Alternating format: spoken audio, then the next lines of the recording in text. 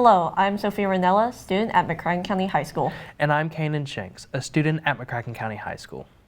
Welcome to West Kentucky Student News. Every day, school bus drivers are charged with battling the traffic and getting students across West Kentucky to school safely and on time. However, there are not enough drivers to make sure school can start on time. Mustang TV's Lynn Garland and Emily Vogt spoke to one driver who says he can handle it. They're in charge of getting you home safely. It's a big task we ask bus drivers every school day. Bus driver Mr. Chris says there's not enough drivers like him on the roads. Seeing people coming back when they started raising the pay rate quite a bit, and I think that's probably, plus some people are just like, I just can't, I don't know how you can drive and deal with everybody on the bus. Yeah. But you gotta be able to handle it. Not only has this shortage affected our bus drivers, but also the students needing that bus ride home. Last year, some students were forced to wait outside for up to an hour waiting on their bus. McCracken student Savannah Pastor tells us about her perspective on the shortage. It makes our bus super crowded and very hot and uncomfortable. Bus drivers understand they're appreciated here at McCracken. In McCracken County, bus drivers are paid on average $100 a day. They must have a valid Kentucky Commercial Class B driver's license with passenger endorsement and a school bus certificate. You can find out more by contacting any district's central office. Something new is being served in the Marshall County High School lunchroom. Students at the Tech Center, along with their ag teacher, Mrs. Palmieri, are working on a new project that could be on a sandwich. What's that, you might ask? Lettuce. Here's Mrs. Palmieri with a quick tour of it all. I am Ms. Palmieri. I am one of the agriculture teachers here. I teach the horticulture pathway. We received this system back in the spring. We ordered it sometime around April and kind of did a couple of test runs with it at the end of last year. And then first week of school, we planted this lettuce over here and we were able to make our first harvest on it for the cafeteria last week, actually. We think that it is important to be able to know how to grow your own food, how to be able to produce in situations where it is either A, convenient, or B, cost effective. And for us, it is cost effective for us to be able to produce here for the cafeteria so that they can utilize this for students for different side lettuce situations and stuff like that. A McCracken County High School student now wears a big crown. Right before school began, freshman Nyla Holder was crowned as Miss Kentucky Teen Volunteer. Mustang TV's Mackenzie Wilcher learned more. Nyla Holder, a freshman here at MCHS, participated in this pageant in Louisville on Saturday, September 9th, and won the title Miss Kentucky Teen Volunteer. Nyla says that she has been doing pageants since 9 years old. However, she started off with modeling before going into them. Whenever they first called my name, I was in complete shock and very excited. I competed in the system when I first turned 13, which at the time was the youngest you could compete. And so I've been working for the past few years, working as hard as I can to compete for that day. The Miss Kentucky Volunteer Pageant is part of a scholarship program offering young women educational scholarships and extraordinary opportunities. The pageant includes 3 different sections for competing: talent, ball gown, and fitness and health. It's not a typical pageant that you go walk across the stage, which no pageant's really like that. There's plenty of work that goes in behind it. But with this one, it's a huge scholarship pageant that provides wonderful opportunities for me that are once in a lifetime. She won an $18,000 prize package, which included a scholarship provided by Kentucky Wesleyan College. She's also now an ambassador for St. Jude's Children's Research Hospital. Nyla will compete next at Nationals sometime in March of 2024. Recently, almost 1,600 students joined up at Murray State University for a Construction Career Day. The Marshall County Tech Center sent kids to the event too. The goal of the trip is to connect students to employers.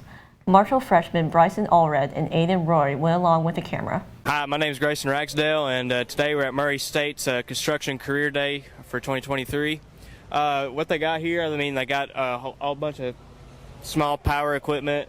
They got people from Westlake here showing people like pipe fitting stuff. People are welding, people are running track hoes and excavators. They got outside here, they got Jackson Purchase Electric. I think that's who it is. I don't know. I'm not for sure. And they got lineman stuff over there. Overall, it's just a great day to be here. If you really want to learn something, this is the day to do it and come ask questions about what you got. And overall, it's been a pretty good day so far. While college may be in a lot of students' futures, it's not for everyone. 35 McCracken County High School students recently spent the day at the Ingram Barge Company and WKCT's Workforce Students Solution Center. The event, called Who Works the River, allows students like Alex Sullivan to learn more about what it's like working in the river industry and the training it takes to get there. So whenever we went on the trip, we went on the barges. We also learned about what they do there and the machinery that is used to operate it and the multiple jobs you can have. You can find the Workforce Solutions staff inside the Emerging Technology Center at WKCTC. They not only provide training opportunities, but also help finding the right career for you. A homecoming tradition continues at Marshall County High School. Thanks to a floor of design class, students work several days to design and build the mums. This is a video from the class working on the project. Students can also get a chance to create their own mum to take home. The MCHS mums are given to the participants of the football homecoming court. This is a picture of the complete mums. This tradition started 6 years ago. It takes about 50 feet of ribbon to create each mum. This November, a thrilling new fall play will hit McCracken County High School's Performing Arts Center. It's called Trap. Unlike any play presented at the school before, Trap is a documentary and live-action style play about a tragic event at a theater 2 years ago in California. The characters are based off of people who went to interview those impacted by the tragedy. I'm so excited. I'm excited to see how people react because we've never done anything that's kind of thriller mystery before. I wouldn't say that it's a horror play by any means, but it's definitely a thriller, and we've never done anything like this, so it's really exciting. Tickets are on sale now for the play, showcased from the 9th through the 11th this month inside the Sea Plant Performing Arts Center. Go to showtixforyou.com. That's show, T-I-X, the number 4, and the letter U.com. Then search for McCracken. El Nino or La Nina, what are they and what does it mean for our weather this winter? Here's a current Marshall student that wants to be a meteorologist in the future. Hello. I'm Ryan Otten, and I'm a junior from Marshall County High School, and today we're going to be going over our winter forecast for this upcoming winter season. Before we dive straight deep into our winter forecast, we have to go over, are we in an El Nino pattern or a La Nina pattern? You might be asking, what is El Nino or La Nina? Well, El Nino is whenever the ocean temperatures in the Pacific Ocean are actually warmer, and over in El Nino they're actually going to be cooler. And you might be asking, what phase are we in? We are currently in a very strong El Nino phase, and during strong El Nino phases, this promotes typically drier weather over in the Midwest and Ohio Valley, while it also promotes warmer conditions for the northern and northwestern portions of the United States, with wetter and colder temperatures and precipitation all throughout the southwestern and southern United States because of that Pacific jet, this Pacific jet stream promoting a lot of moisture down in these areas. So it's going to be very rainy down here. And we're kind of in the middle. We're just going to get drier conditions. Now, this does not mean we are not going to see any rain or any snowfall. In fact, I hereby am predicting above average snowfall, and I think we do have a chance of seeing the potential for a triple-digit snowstorm throughout this whole winter season. Timing and locations are obviously to be determined because you cannot predict that, but I truly think we have a good chance of getting the shovels out this year. For the seasonal temperature outlook, there's going to be well above average temperatures for the northern and northwestern portions of the United States, while it's going to be basically equal chances for the rest of the United States. For the seasonal precipitation outlook, this is going to be above average precipitation for a large chunk of the southern and southeastern portions of the United States, with below average precipitation for the northern and northeastern United States. Now, the Farmer's Almanac has shown cold and snowy conditions for a large chunk of the United States, with wild and wet conditions for the southern and also southeastern United States. Now, I truly do think we are going to have above average precipitation, even though El Nino normally produces drier conditions for our area. I think we do have a good chance of getting a big-time snowstorm. MCHS Media Club members recently had the opportunity to help film acts for the WPSD Telethon of Stars. Reporter Mackenzie Wilcher was there. The Lions Club and WPSD Telethon of Stars induced its 67th year, bringing local and national entertainment to West Kentucky, along with raising more than $30 million to groups that serve adults and children with special needs. The group behind the project recently reached out to McCracken County High School's Media Club for help. Junior Casper Hyde took this opportunity when it came. I wanted more experience with videography and with cameras in general, and I just really enjoy recording stuff. The students not only helped with filming, but also setting up the equipment, resetting the stage between acts, and directing, deciding which shot was good enough to be seen on your TV. There were 3 different days for filming, September 16th through 17th, as well as October 14th. Junior Sophia and Ella volunteered for all 3. I definitely learned new technical skills. I also got to just experience very different types of performances from very different people. It definitely taught me how to run the ATEM, as well as just interacting with new people that I might not see every day. You can see the Media Club's work come together on WPSD. The telethon will air on WPSD on Saturday, December 2nd. It starts at 6:30. A big construction project at Community Christian Academy is getting near to completion. For additional classrooms to seek a new entrance, Landon and Delaney have an update and will show you how the plans that are taking place. I'm Delaney, and this is Landon. And we're here to talk about construction. So behind us is a new addition to our school. And it will be used as a wing for the 3rd to 5th grade elementary kids. It's projected to be done by January of 2024. Would you like some waters? I've got some, thank you very much. Here. I'll take them up there and give them to them. I'll take that back. I was going to say, I'll let y'all do it and have the privilege to give thank you. There you go. I'll let y'all do it. Okay. Y'all, we're getting ready to go on break. So that's going to work out perfect. Good. You set them over on that pallet. I'll let the contractor know. Thank you guys very much. Hey, no problem. You too. And now to Ms. Thomas with the blueprint. Portion that we're building.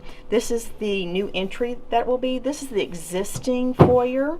This is the existing hallway, existing classrooms. This will be the new hallway, the 5 new classrooms with the new restrooms. And who will be getting these 5 new classrooms? The 5 new classrooms are going to be dedicated to elementary, so it will be 3rd, 4th, and 5th grade. And then these classrooms are going to revert back to middle school, high school. When is the project supposed to finish? Supposed to finish mid to late January. Will we move in it at that time? We'll see. We'll see. In a historic celebration of the past, present, and future, WKCTC recently hosted a building renaming ceremony honoring a distinguished individual whose contributions have left a mark on the institution. On October 17th, more than 200 friends, former colleagues, family members, and community leaders gathered to pay tribute to President Emeritus Dr. Barbara Veazey at a ceremony renaming the college's Allied Health Building to the Barbara M. Veazey Health Sciences Building. Here to tell us more is Student Government Association President Lindsay Gibson. Measuring at over 51,000 square feet, the Barbara M. Veazey Health Sciences Building is home to WKCTC's allied health programs, including nursing, surgical technology, physical therapist assistant, and diagnostic medical sonography. Dr. Veazey's visionary leadership was instrumental in the establishment of the Allied Health Building, which has played a crucial role in healthcare education programs at WKCTC. Her legacy lives on in the newly renamed building, serving as an enduring source of inspiration for future healthcare professionals. Faculty, staff, community, it's all blended together so many years ago. There's no difference in, you're all my friends in some capacity. You have been with me throughout each of the milestones of my life, both in my career and personally. I thank you. I appreciate you tonight being with me as I come full circle in my career, and I actually come home. The renaming ceremony was a moving and heartfelt event that celebrated the remarkable journey of Dr. Veazey, who dedicated over 40 years to the college. Her contributions extend from her early days as a nursing instructor at Paducah Community College to becoming the first president of WKCTC. The renaming event was one of several events held this year in celebration of WKCTC's 20th anniversary. The final event was a public conversation where current WKCT President Anton Reese, President Emeritus Barbara Veazey, former State Representative Frank Rash, former student and current instructor Michelle Blankenship, Interim Director of Community, Workforce, and Economic Development Stephanie Milliken discussed the merger of Paducah Community College and West Kentucky Technical College in 2003. All were directly involved or impacted by the merger of the two institutions and gave insight to the laws and work that went into it, consultation, and all that has been accomplished by WKCTC over the past 20 years. WKCTC recently celebrated Tree Week by hosting a grand opening for the campus's newly renovated nature trail. Lindsay Gibson has more. In 2009, an ice storm heavily damaged WKCTC's nature trail and natural green spaces. With work and time, that space has been restored. As an Arbor Day Foundation recognized tree campus, WKCTC is committed to not only preserving their natural surroundings, the revitalized nature trail represents a step towards a greener, more sustainable campus, and it is an exciting educational tool. And it also takes the classroom outside the four walls of a class. So we're able to utilize this nature trail for courses. Stephen Cahill, a WKCTC Associate Professor of Biological Science, gave one example by performing dendrochronology, which helps us determine the age of a tree. Students, faculty, staff, and the community are invited to use the trail as part of an effort to improve the mental and physical health of our region. So, Kanan, how do you feel about hiking? I actually really enjoy it, and I think I'm going to go check out the nature trail. What a nerd. Thank you for watching the first installment of this year's West Kentucky Student News. Be sure to check out for more episodes coming soon.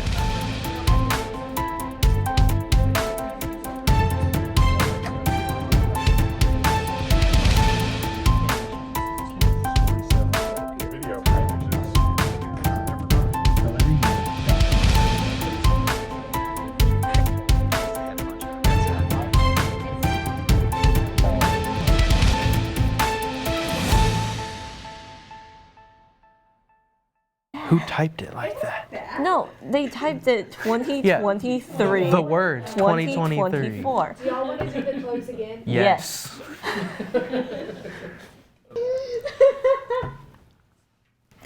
I want to be let in on the joke. I want to be funny too. That was funny. Yeah. I consider myself a funny guy. Yeah. Be on the lookout for more episodes coming soon. The ending might change a little bit Script depending on drop. how well I'm good at reading.